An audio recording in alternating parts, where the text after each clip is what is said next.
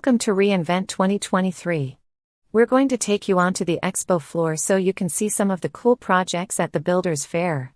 It's like a science fair for AWS projects, but without the volcanoes. And as part of our AWS She Builds Tech Skills, we want to showcase our women builders.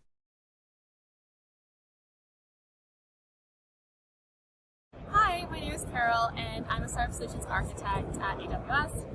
And this is our project, the Reverse Escape Room Catwalk Layout.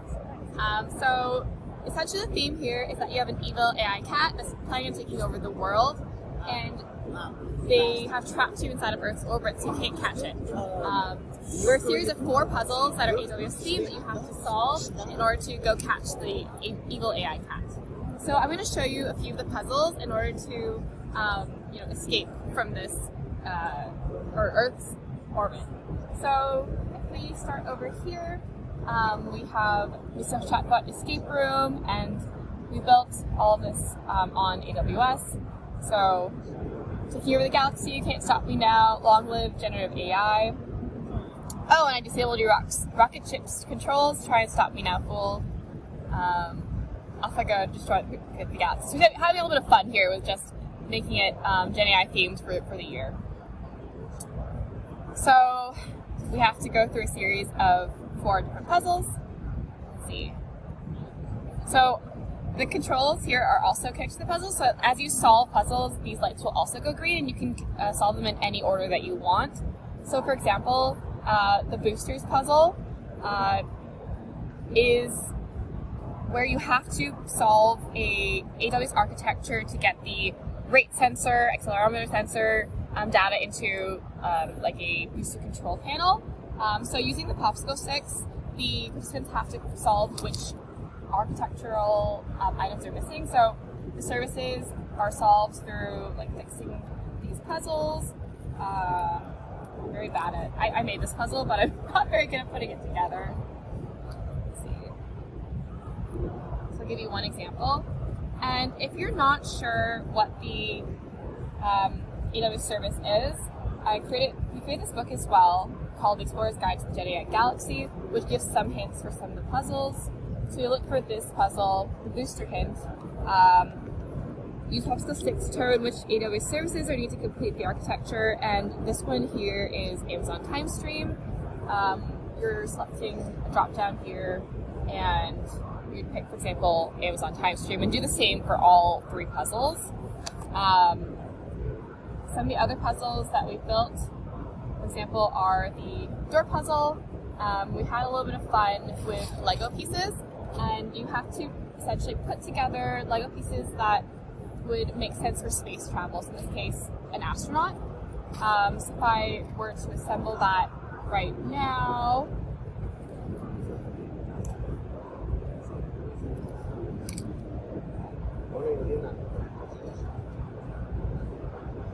so a little astronaut Lego figurine.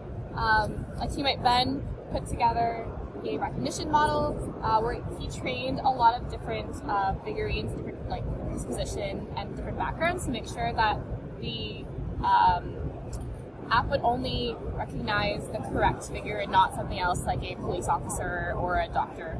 And what you have to do is take an actual picture using the Fire tablet that we have here.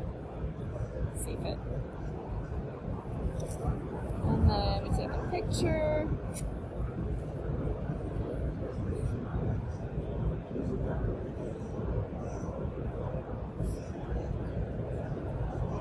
And then we're uploading that to AWS right now to verify that it is the correct position or correct spacesuit that they're wearing. And then once that is completed, you'll see that actually on our IoT devices that this is subscribing to an IoT topic on IoT core, and it's relaying back that, okay, now the light has turned green. So essentially, it's a pretty simple architecture. We built the website using a combination of Amazon CloudFront. We also have API Gateway that we're sending API calls to different Lambda functions. So for example, we have a user puzzle function Lambda that's storing all this data into an Amazon Aurora database. And then for that puzzle I just showed you with the Lego pieces, we have a Lambda function that is sending information to the recognition custom label. And then for all of the puzzle submissions, we also have a Lambda function that is submitting like a reset, reset or a success message to the IoT core topic, and then relays it to the Raspberry Pi essentially. So that's our architecture for this project.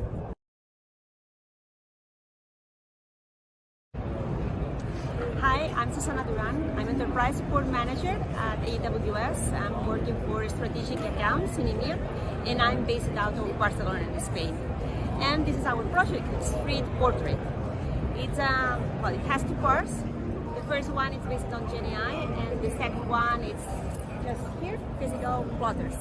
Let's start with the first one, and let's see what we're doing.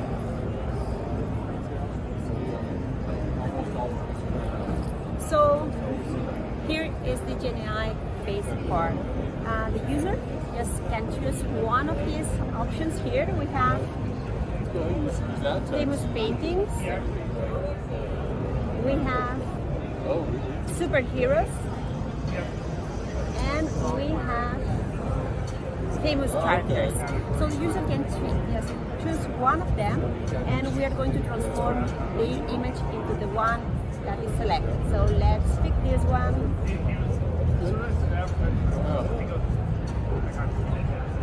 And now we are transforming this image into the one we selected. We are swapping faces, but it's not only the only transformation that we are doing. We are sending this image into 3 different models at the same time in parallel. And what we are doing is generating these 3 pictures. First one is the one that will replace the face. The second one is a pencil style picture, and the third one is a Pixar Disney style one. The user can download these pictures into their phone, which is something that everyone loves, and with each of them, then you can just decide if you want to print the pencil style one. You can just take the picture, the code, whatever, and you can go to this section here, where we have these 2 plotters that were built from scratch, designed from scratch, and we are printing them, and we are showing exactly this image there. We can see here. Thank you. So this is the architecture. So we are sending it through CloudFront to S3. We have the 3 GPUs working with the 3 models in parallel, and sending them. Once it's transformed, it's sent through IoT core to these laptops, and we are transforming the pencil style image into a vector, and the vector to Piper, we are sending it to here. And you can see here, we are printing one of them, and that's all.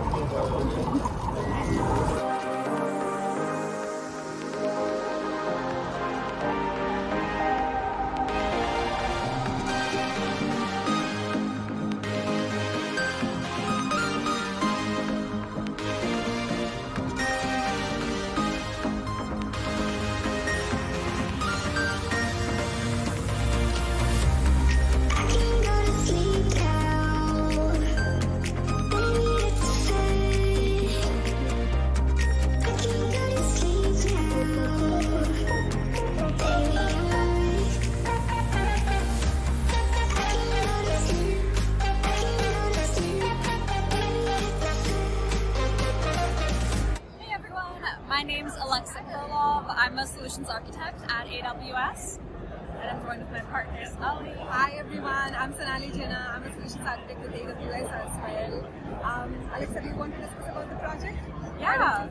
So we're here at reInvent to share our ASL Avatar Translator project. As you can see behind us, we have an Unreal Engine powered avatar, and essentially the idea is we have a web app where you can record in real time or type in some text, and that gets piped through a variety of AWS services and ultimately hits our Unreal Engine powered avatar, which then translates what you've said into ASL. So Sonali, I'll pass it off to you to dive a little bit deeper into what's happening behind the scenes? Absolutely. So this is the architecture of what we are doing, from when the audio gets recorded to all the way up to it is being displayed in the avatar. So the component that you see here is Unreal Engine, which has been used to create and configure this avatar, and this is the microphone on where we are speaking the audio. There's a bunch of Lambda functions here, and I'm going to tell you what they do. There are 3 layers of processing that we do specifically. We support English and other non-US English languages like Chinese, Japanese, Portuguese. So what we are doing is we are translating that into English first, and then we are doing multiple layers of processing. First is a contextual based processing. What that means is when I say killing 2 birds with 1 stone, I don't want to say I'm killing a bird with a stone. What I want to say is I'm achieving multiple tasks at once. So we do a contextual based translation, and we're using Amazon Bedrock for that. The second thing is we're creating an image as a background of the avatar using Stability AI to give a more contextual to what conversation is going on. And the third thing that we are doing is we are checking the tonality of the message. We are saying if it is a positive sentiment or it's a negative sentiment. To be inclusive of the communication as well, we are checking if you are saying something unethical, like using swear words, using of special words that is not inclusive to the community, and then our avatar is going to say stop, it's an unethical input. We don't want these words to be displayed by our avatar. So Alexa, do you want to say what motivated you for this project? Yeah, so this actually is a continuation from my reInvent project from last year, which you might have seen on the She Builds channel. But essentially, I was inspired by my sister's work at her med school, where she started a program to teach doctors better care for the deaf and hard of hearing community, which led me to build a project last year, which was a robotic hand that took in voice, and then we had a single hand that was able to do finger spelling for what you said. We got a lot of feedback at reInvent that it would be cool to see this in an avatar, because obviously you can move away from finger spelling, you can use both hands, you can use the body, you can use facial expressions, and have a fuller form of communication. So we took that feedback and ran with it for this year for reInvent. To add to that, I had a project in one of the other summits which was doing real-time language translation. What that meant was you just put on 2 people, just put on headset, and right now I'm speaking in English, and let's say your preferred language is non-US English language. You were listening it in a non-English language. So I met her in one of the summits, and they say networking is key, sharing ideas, sharing passion. We both had the same passion to contribute to the community. She had her ASL with the single hand, and I was thinking we could do more with it. So we combined the abilities of translation and ASL, and today we have this for you. So now let's walk you through a demo. Yeah, absolutely. Excited to see that. So, as you can see here, this is our web app where you can talk into or write some text. You can also choose your avatar. You can choose, we have different languages you can speak into. I'm going to leave English. So I'm going to clear this. I am learning to sign. So now it's going to run through our various Lambda functions, going through some processing, and then in a moment you'll see our avatar is now signing. So you'll notice, well, first of all, you'll see our image generation, and you'll notice this like purplish. You'll see it says now. That means we do that because in sign language you start with the tense. So we have an algorithm to kind of get the grammar correct, start with the tense, get rid of articles like a and the. So the purple represents a somewhat accurate version of ASL grammar. To add to that, if you see here, there are certain finger spelling, but the word sign is being generated as if a real ASL interpreter would do it, a human ASL interpreter would do it. So we do have finger spelling, and we have trained the avatar to work on certain words like I, thank you, welcome, love, mother, father. So these are the purposes of the demo. So some of it is like a real human interpreter would do it, and some of the words are finger spelling. We invite you to come, reach out to us and try out our demo, and let's connect the world with the hard of hearing community. Thank you.